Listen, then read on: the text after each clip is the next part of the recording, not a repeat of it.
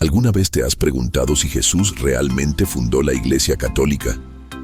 Es una de esas preguntas que parece simple, pero que esconde siglos de historia, teología y debate.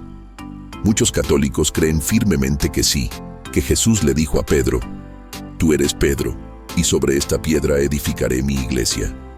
Pero, ¿es esa toda la historia? ¿Realmente la estructura masiva, jerárquica y global que conocemos hoy como la Iglesia Católica fue creada directamente por un carpintero de Nazaret hace 2000 años? Hoy vamos a sumergirnos en esta fascinante cuestión, explorando la historia, la Biblia y los eventos que dieron forma a una de las instituciones más antiguas y poderosas del mundo. Quédate conmigo mientras desentrañamos los orígenes de la Iglesia Católica y descubrimos si su fundador fue Jesús o si la historia es mucho más compleja de lo que nos han contado. Para empezar, es crucial entender que la mayoría de los historiadores, incluso muchos teólogos cristianos, no sostienen que Jesús fundó la Iglesia Católica tal y como la conocemos hoy. Lo que Jesús inició fue un movimiento, un grupo de seguidores que compartían sus enseñanzas sobre el amor, el arrepentimiento y el reino de Dios. Estos primeros cristianos, conocidos como la comunidad apostólica, se reunían en casas, compartían comidas y vivían una fe mucho menos estructurada. No había un papa en Roma, ni cardenales, ni la elaborada liturgia que vemos en una misa católica actual. La idea de una iglesia como una institución organizada con una doctrina unificada y una jerarquía clara es algo que se desarrolló gradualmente a lo largo de varios siglos después de su muerte. Los primeros seguidores de Jesús eran judíos que creían que Él era el Mesías prometido. Su enfoque estaba en la inminente llegada del reino de Dios, no en construir una organización terrenal duradera. Así que, el primer punto clave es este: el movimiento de Jesús y la institución de la Iglesia Católica son dos cosas distintas, separadas por tiempo y por un largo proceso de evolución histórica. Ahora, hablemos de la Biblia. ¿Qué dice el texto sagrado sobre esto?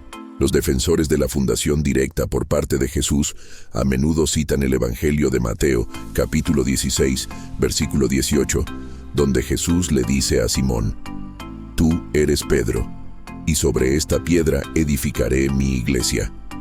Para la tradición católica, esta es la prueba definitiva. Pedro, cuyo nombre en arameo, Cefas, significa roca, es la primera piedra, el primer papa, y sobre él se construye toda la iglesia. Sin embargo, muchos otros cristianos y eruditos interpretan este pasaje de manera diferente. Algunos argumentan que la piedra no es Pedro como persona, sino la confesión de fe que acaba de hacer, que Jesús es el Cristo, el Hijo del Dios viviente. Según esta visión, la iglesia se construye sobre la fe en Jesús, no sobre un solo hombre. Además, si examinamos el resto del Nuevo Testamento, vemos que otras figuras como el apóstol Pablo tuvieron un papel igual o incluso más influyente en la expansión y formación de las primeras comunidades cristianas. Pablo, por ejemplo, reprendió a Pedro públicamente en una ocasión, lo que sugiere que Pedro no era visto como una autoridad infalible y suprema por todos. Además de las diferentes interpretaciones, existen ciertas prácticas y doctrinas católicas que, según los críticos, no solo no aparecen en la Biblia, sino que a veces parecen contradecirla. Tomemos por ejemplo la veneración de la Virgen María y los santos. El catolicismo enseña que María fue concebida sin pecado original, la Inmaculada Concepción, y que ascendió al cielo en cuerpo y alma, la Asunción. Estas creencias son dogmas de fe para los católicos, pero no se encuentran explícitamente en las Escrituras. De manera similar, la práctica de rezar a los santos para que intercedan por nosotros ante Dios es fundamental en la piedad católica, pero muchos protestantes señalan que la Biblia parece indicar que solo debemos orar directamente a Dios a través de Jesús, a quien se describe como el único mediador. También podemos mencionar el celibato sacerdotal obligatorio, una disciplina que se estableció formalmente muchos siglos después de Cristo. De hecho, sabemos por la Biblia que el propio apóstol Pedro estaba casado.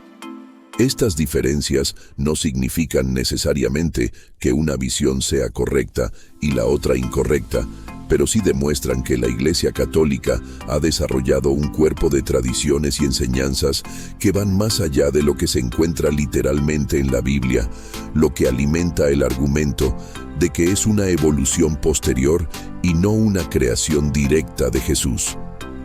Ahora llegamos a un punto de inflexión en la historia del cristianismo. El emperador Constantino. A principios del siglo IV, los cristianos eran una minoría perseguida en el Imperio Romano. Todo cambió con Constantino. Según la tradición, antes de una batalla crucial en el año 312, tuvo una visión de una cruz en el cielo y escuchó las palabras: «Con este signo vencerás». Tras su victoria, Constantino se convirtió en un gran benefactor del cristianismo. Con el Edicto de Milán en el 313, legalizó el cristianismo, poniendo fin a las persecuciones. Esto fue un cambio monumental. De ser una fe clandestina, el cristianismo pasó a ser una religión favorecida por el poder imperial. Constantino y sus sucesores convocaron concilios, como el famoso Concilio de Nicea en el 325, para unificar la doctrina cristiana y resolver disputas teológicas, como la naturaleza de Cristo. Financiaron la construcción de grandes basílicas, otorgaron privilegios al clero y, poco a poco, la estructura de la Iglesia comenzó a reflejar la del Imperio Romano, con una jerarquía clara, provincias eclesiásticas y una capital, Roma. Esta alianza entre la Iglesia y el Estado tuvo consecuencias profundas y duraderas. Algunos historiadores argumentan que fue en este periodo cuando el cristianismo comenzó a fusionarse con muchas prácticas y creencias del paganismo romano.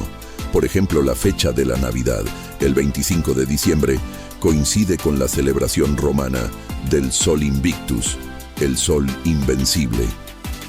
El uso de incienso, vestimentas elaboradas y procesiones que eran comunes en los rituales paganos, se incorporaron a la liturgia cristiana. La veneración de santos y mártires, en algunos casos, reemplazó el culto a los dioses y héroes locales. Esta paganización del cristianismo, como la llaman algunos críticos, fue un paso clave en la formación de lo que hoy conocemos como la Iglesia Católica Romana.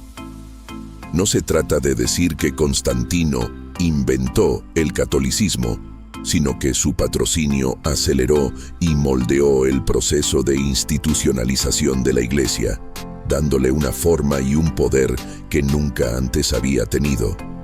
La fe sencilla de los primeros seguidores de Jesús se estaba transformando en la religión oficial de un imperio, con todo lo que eso implicaba. Así llegamos al punto central de nuestro análisis. La Iglesia Católica, con su Papa, su Vaticano, su Código de Derecho Canónico y sus dogmas definidos a lo largo de los siglos, no es algo que apareció de la noche a la mañana por voluntad de Jesús. Es el resultado de un largo y complejo proceso de evolución histórica. Es como un gran río que nace de un pequeño manantial, el movimiento iniciado por Jesús, pero que a lo largo de su curso va recogiendo agua de muchos otros afluentes. La filosofía griega que ayudó a formular su teología, la estructura administrativa romana que le dio su forma jerárquica, las tradiciones de los pueblos que se convirtieron, que enriquecieron su cultura y sus rituales, y las luchas de poder político que definieron su relación con los reyes y emperadores a lo largo de la historia. Pensemos en los grandes cismas, como la separación con la Iglesia Ortodoxa en 1054 o la Reforma Protestante en el siglo XVI. Cada uno de estos eventos fue una reacción a cómo la Iglesia había evolucionado hasta ese momento y a su vez la moldeó para el futuro. La Iglesia de la Edad Media, que lanzaba cruzadas y tenía un poder temporal inmenso, es muy diferente de la Iglesia del Concilio Vaticano II en el siglo XX. que buscó abrirse al mundo moderno. Ambas son parte de la misma institución, pero reflejan momentos históricos muy distintos. Entonces, en resumen, ¿qué podemos concluir? La evidencia histórica y bíblica sugiere fuertemente que Jesús no fundó la Iglesia Católica como la institución que conocemos hoy. Él fundó un movimiento, una comunidad de fe basada en sus enseñanzas. Esa comunidad creció, se organizó y evolucionó a lo largo de los siglos, adaptándose y siendo moldeada por las circunstancias históricas, políticas y culturales de su tiempo.